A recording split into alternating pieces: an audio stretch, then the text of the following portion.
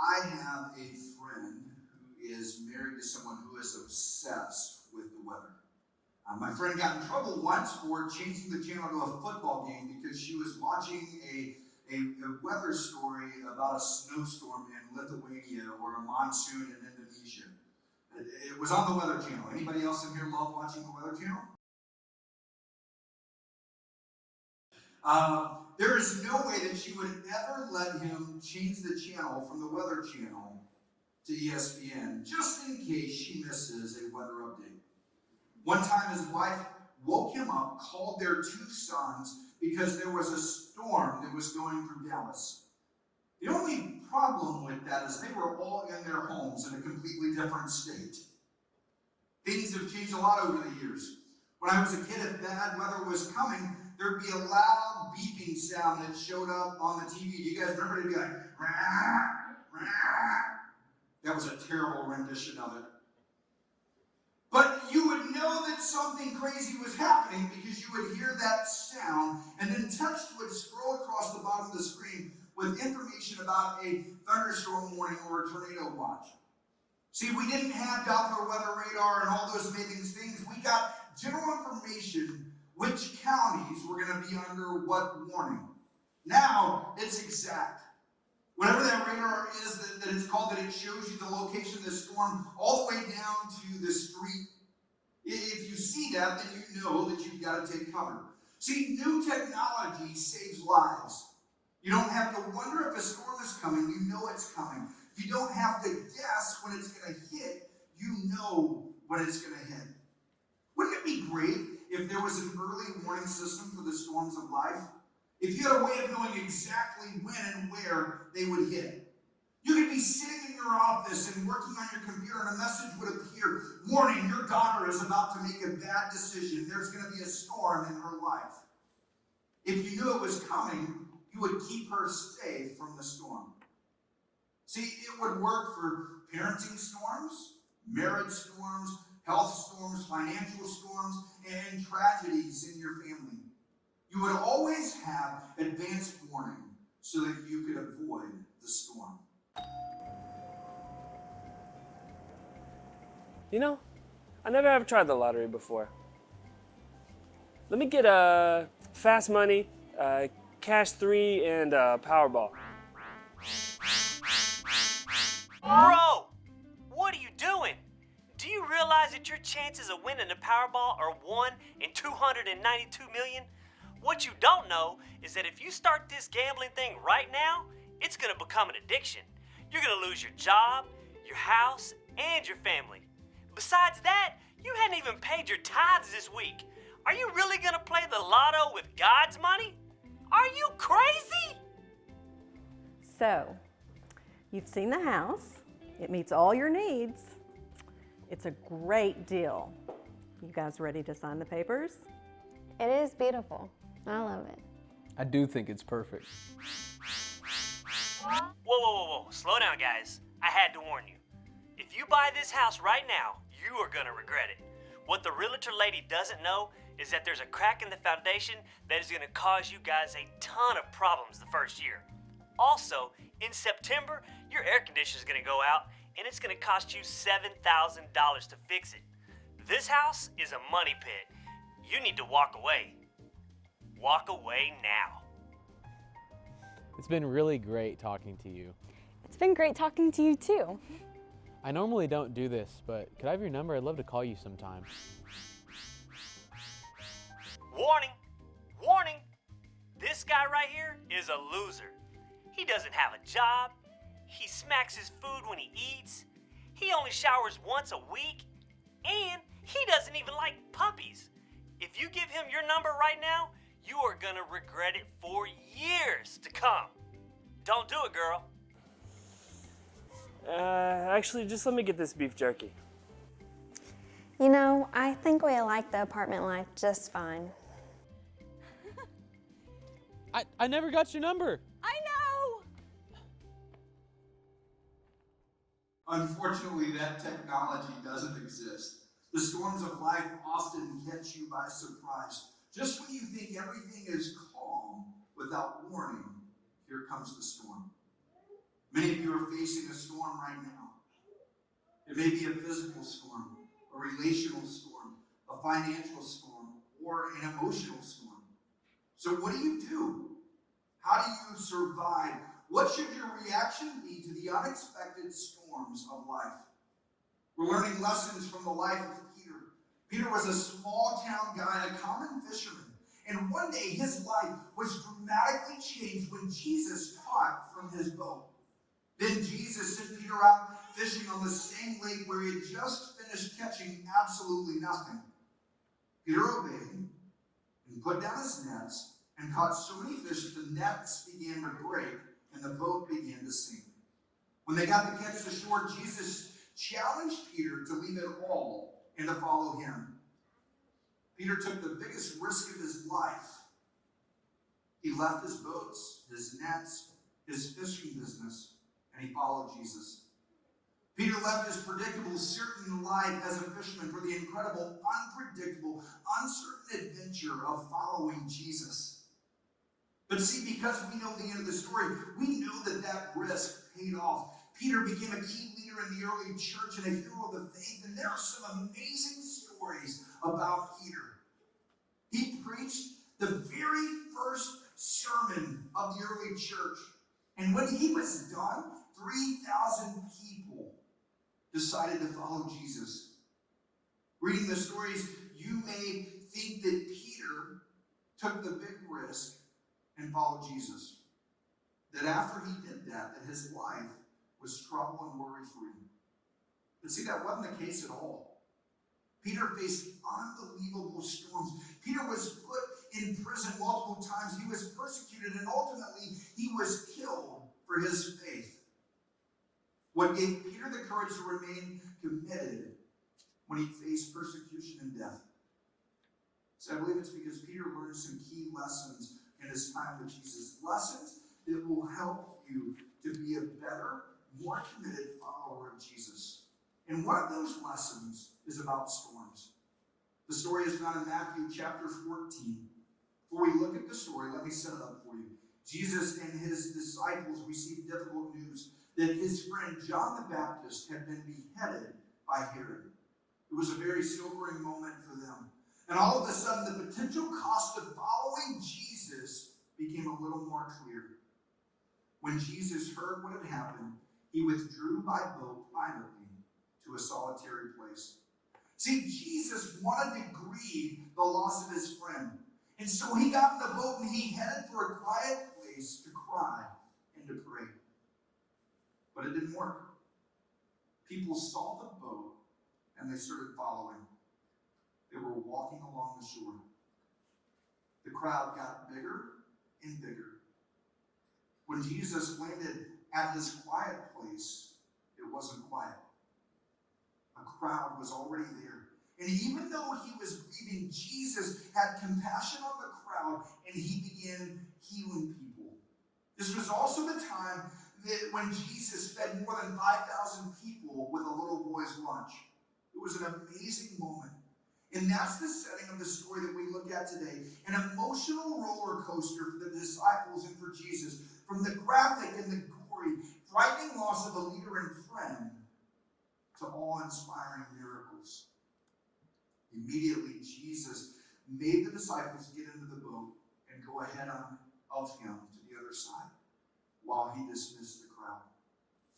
And after he had dismissed them, he went up on the mountainside by himself to pray. See, the disciples were in the boat alone, which wasn't a big deal because at least three of them, Peter, James, and John, were fishermen previously. They were on the very lake where Peter fished every day for years. Peter knew the waters well. It wasn't a massive lake. You can stand on one shore and see the mountains on the other shore. The lake is approximately 5 miles wide. It's unique because the storms can sometimes come up unexpectedly. When evening came, he, Jesus, was there alone, but the boat was already a considerable distance from the land, buffeted by the waves because the wind was against it. See, they didn't have the Weather Channel or AccuWeather radar or storm sirens. It happened quickly and without warning. The calm waters turned into heavy, devastating storm. The wind was blowing. The waves were getting bigger. The disciples were caught in the middle of the storm during the fourth watch of the night. See, when they left, it was daylight. And now it was the fourth watch of the night. Now, we don't know what the fourth watch is because we don't get that. But modern English, it was about 3 o'clock in the morning. They were rowing as hard as they could, but they weren't making any progress because of the wind and the waves. They were in a boat in a storm and were absolutely worn out. They were at their give-up point. And remember, they were there at the instruction of Jesus.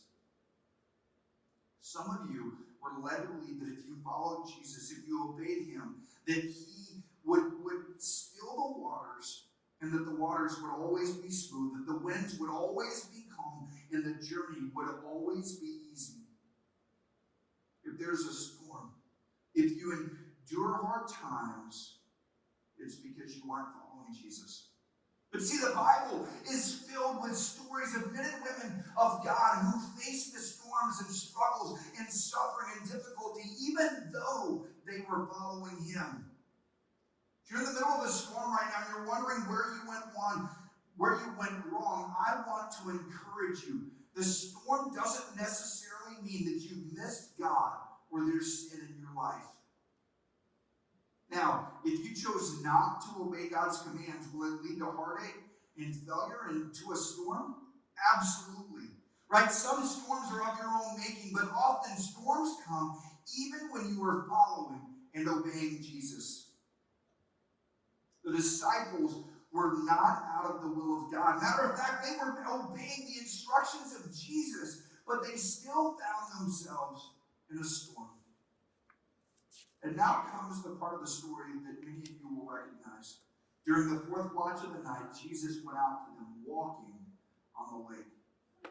See, Jesus was walking on water. It wasn't calm water. It was a lake in the middle of the storm. If you've ever been on a lake when a storm rose up, you know how terrible the waters are. Now, in 2006, a group of scholars tried to debunk this story and to prove that it wasn't true. Do you want to know what their conclusion was? That the lake had ice on it. That's pretty amazing, right? Because that means that the disciples rode across the lake on ice that was thick enough for Jesus to walk on. And somehow there were waves in the ice? Stupid. See, people are sometimes guilty of trying to explain the supernatural with natural minds. The problem with that is you just can't do it. See, this wasn't a Jesus magic trick or illusion. Jesus was literally walking on the water. When the disciples saw him walking on the lake, they were terrified. It's a ghost, they said, and they cried out in fear. The disciples thought, just when we thought it couldn't get any worse, first the storm and now this, a ghost. I'll be honest, this makes me wonder, had they seen a lot of ghosts on this lake? Was that a common thing? Apparently the disciples have been watching way too much Scooby-Doo. Remember, Jesus sent them on this trip. He told them to go there. There was every reason to believe that he might be involved, but in spite of that, in the middle of the terrifying storm, they weren't expecting Jesus. So what did they do? They panicked and started screaming. Now, isn't that a funny picture? The disciples that Jesus handpicked, who were going to take the gospel into all the world, were acting like junior high girls that had just seen a spider. They were screaming in fear. And what makes it even more remarkable is they had already seen Jesus in a storm. See, that time Jesus was sleeping in the boat when they encountered a storm. They woke him up and they said, "We're all going to die." And Jesus looked at the storm and said 3 words, "Peace, be still." And the wind and the waves ceased. The disciples knew that Jesus had authority over the storms, but now in the middle of the storm, storm, when they saw someone walking across the water, they didn't even consider that it might be Jesus. And we look at them and we say, stupid disciples, how could you not recognize Jesus? But so many followers of Christ in the middle of the storm don't recognize Jesus. Strange as it sounds, they don't expect him to be there. They believe they're all alone and that God has left them by themselves to face the storm. The sight of Jesus filled the disciples with terror. They knew Jesus. They had spent a lot of time with Jesus. They knew what he looked like, but somehow they didn't recognize him. If I was Jesus, that might have ticked me off a little bit. Once they started freaking out and screaming, it's a ghost, I might have said, I'm coming to get you and I'm going to eat you, or boo. But that's not what Jesus did. Jesus immediately said to them, take courage. It is I. Don't be afraid. Amen. Notice, Jesus didn't say, peace be still and calm the storm like last time. Jesus didn't say, hey dummies, let me in the boat. Instead, Jesus looked at their fear and he said, it's me. Don't be afraid. What happened next is pretty comical. Peter replied, Lord, if it's you. If it's you? I mean, what other option is it? Who else could it be? Was there a big crowd of people walking on the water that day? If it's you, really, he just said it was him. But see, Peter was the only one who replied. The rest of the guys were watching but had nothing to say. Peter said, Lord, if it's you. And Jesus answered, you idiot, it's me. Who else could it be? Were you expecting the pizza delivery guy? Good luck. I hope you make it through the storm. Have a good night. All right, that's not at all what happened. Lord, if it's you, Peter replied, tell me to come to you on the water. If I was Peter, I think I would have said, Lord, if it's you, stop the storm. But not Peter. He said, Lord, if it's you, tell me to come out to you on the water. Notice that Jesus didn't stop, correct, or rebuke Peter. Peter's request made no sense. Tell me to come to you on the water. And Jesus' answer might have made less sense. He simply said, come. I take risk, but they're usually calculated risk. Before acting, I study the potential benefit and the possible loss.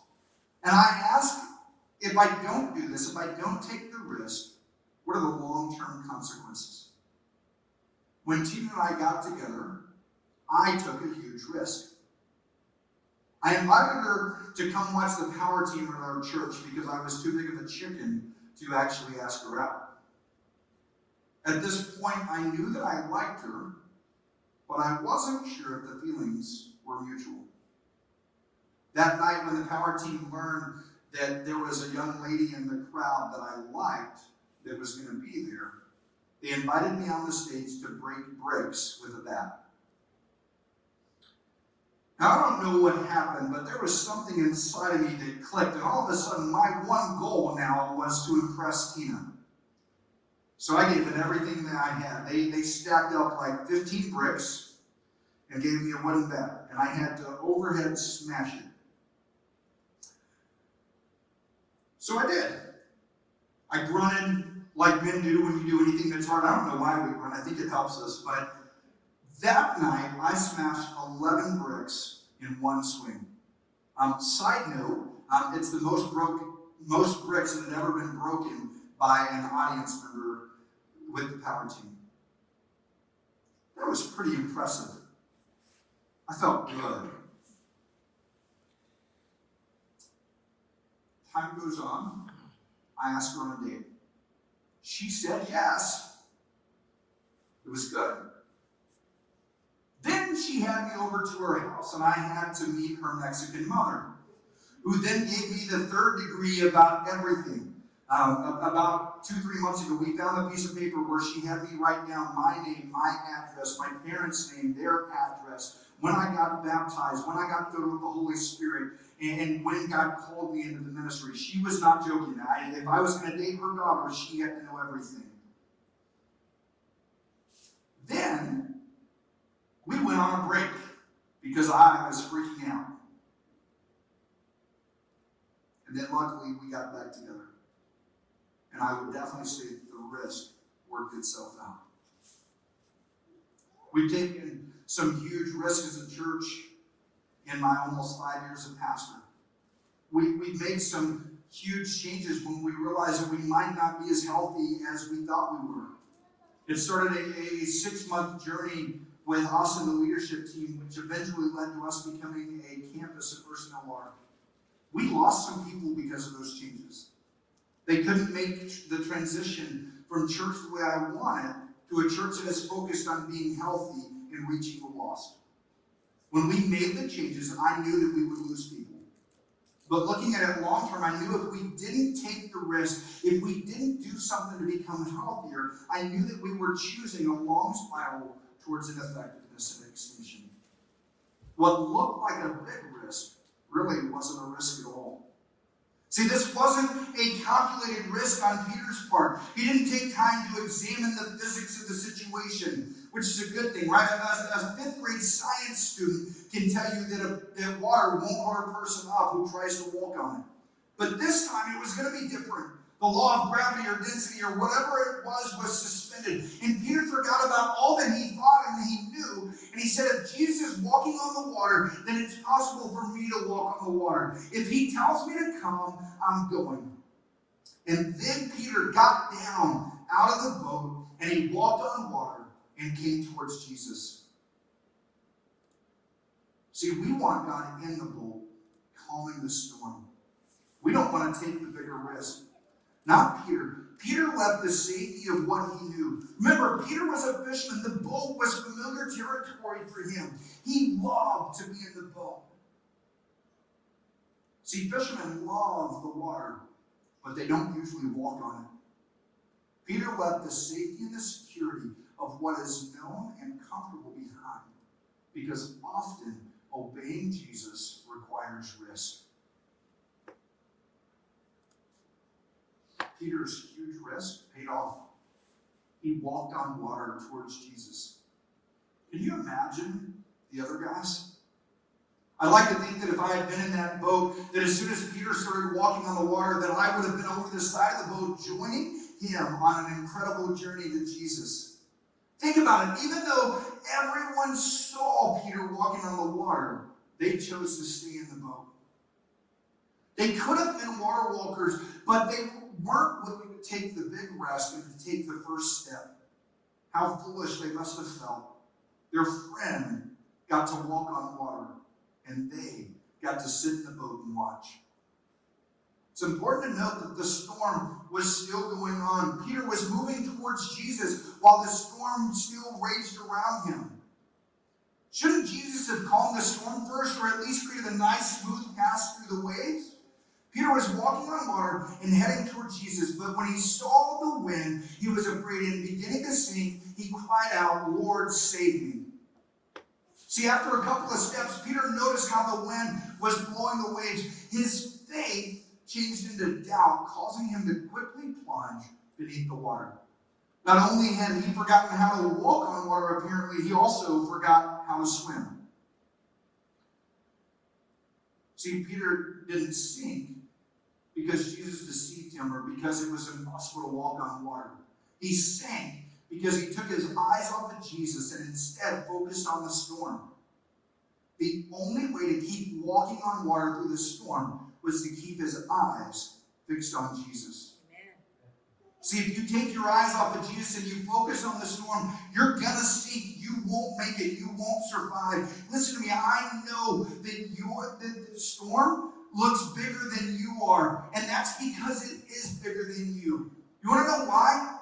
Because it is. But here's the thing. No storm is bigger than Jesus. Yeah. The only way to survive the storms of life is to keep your eyes on Jesus. Sing a song with me. Turn your eyes upon Jesus. Look full in his wonderful face, and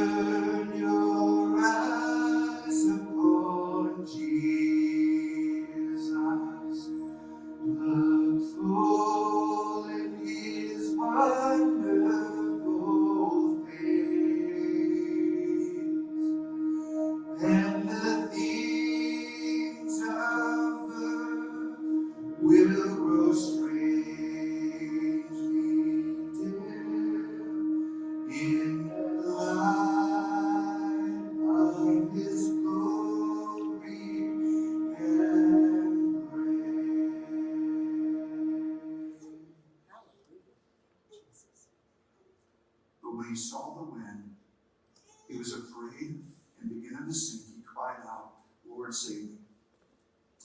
Now, if I was Jesus, I think I probably would have let him sink a little bit. Right? Let Peter take in a couple of mouthfuls of water. Right? Just to drive the lesson home. But that's not what Jesus did. Immediately, Jesus reached out his hand and he caught him. He said, you of little faith, why did you doubt? See, when you find yourself in a storm, you don't have to pray elaborate prayers. God isn't impressed by your big words or your fancy phrases. Just shout like Peter did, Lord, save me. Amen. See, Jesus responds to desperate cries for help. Jesus responds to desperate cries for help. It's interesting. When Peter cried out, Jesus didn't stop the storm. Wouldn't that have been the easy answer? Peter knew how to swim, stopped the storm, and Peter could get back to the boat through the calm water. But Jesus didn't stop the storm. Instead, he reached out his hand and he picked up Peter. See, Jesus was with Peter in the storm. It's true, Peter sank. I'm sure the couple of disciples in the boat were quick to point out his failure. After Peter began to sink, Jesus asked, oh, you of little faith, why do you doubt? But if Peter had only had a little faith, then those in the boat must have had zero faith. At least Peter got out of the boat. And when they climbed into the boat, the wind died down. See, he still had to walk through the storm. Then those who were in the boat worshiped him, saying, truly, you are the Son of God. See, the last time the disciples were in a storm, their reaction was way different. After Jesus said, peace be still, and calmed the wind and the waves, the men were amazed and asked, what kind of man is this? Even the wind and the waves obey him. This time, they got it right. Amen. Truly, you are the Son of God. See, when Jesus brings you through the storm, your reaction should be worship and awe. The disciples were never again on a boat in the middle of a storm. They faced other difficulties and challenges, but never that one. The lesson they learned in the middle of a wave is the one that they would keep with them for the rest of their lives. Jesus is with you in the middle of the storm.